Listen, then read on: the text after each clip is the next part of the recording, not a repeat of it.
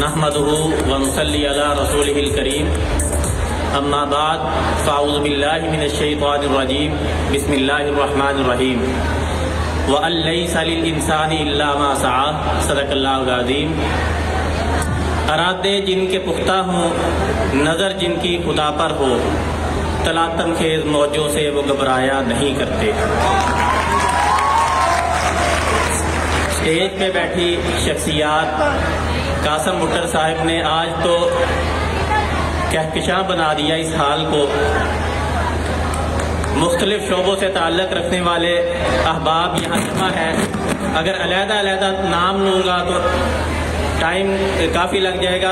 بہت اہم میٹنگ پہ میں نے بھی لاہور پہنچنا ہے اور کاشف ضیاء صاحب بھی موجود ہیں۔ ہم یہی ڈسکس کر رہے تھے کہ ابھی نکلیں گے تو بڑی مشکل سے وہاں پہنچیں گے، اس وجہ سے میں زیادہ بات نہیں کروں گا۔ بس یہی طلباء اور طالبات کے لیے ایک تو سب سے پہلے میں مبارکباد دیتا ہوں قاسم بٹر صاحب کو۔ یہ بہت کامیاب پروگرام اور آپ کے ادارے فیصل آباد میں ان کا ایک نام ہے، اس لیے آپ مبارکباد کے مستحق ہیں۔ اسی طرح میں مبارکباد دوں گا ان بچوں کو جن کے لیے میں کہا کرتا ہوں کہ یہ آج آپ لوگوں کا دن ہے، آج آپ لوگوں کے انعامات کا دن ہے۔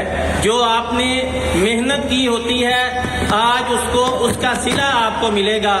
اس لیے میں کہا کرتا ہوں کہ اگر ایک بچہ اس کو انعام ملا ہے وہ اس کو بھی خوش ہونا چاہیے، اور جس کو نہیں ملے گا وہ بھی خوش ہو، کیونکہ اس نے محنت کی اور آئندہ کے لیے ارادہ کر لے، عزم مصمم کر لے اور اپنے کردار کو بہترین کر لے، تو ہو سکتا ہے ایک دن آئے کہ وہ بھی وہ ترقی کرے کہ جس کو دیکھ کر آسمان کے ستارے بھی رش کریں گے۔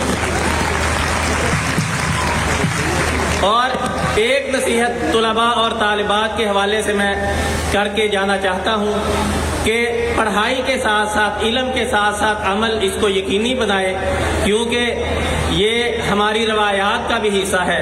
امام شافعی رحمۃ اللہ علیہ نے ایک مرتبہ اپنے استاد سے شکایت کی تھی کہ میرا حافظہ کمزور ہو گیا ہے، تو انہوں نے آگے سے کہا فَأَوْصَانِي مِن تَرْكِ الْمَعَاصِي۔ امام شافعی کہتے ہیں شکوت الی وکیل سوء حفظی، میں نے اپنے استاد کو اپنے حافظے کی کمزوری کی شکایت کی، فَأَوْصَانِي مِن تَرْكِ الْمَعَاصِي، تو انہوں نے مجھے معاصی کے کام کو چھوڑنے کی وصیت کی۔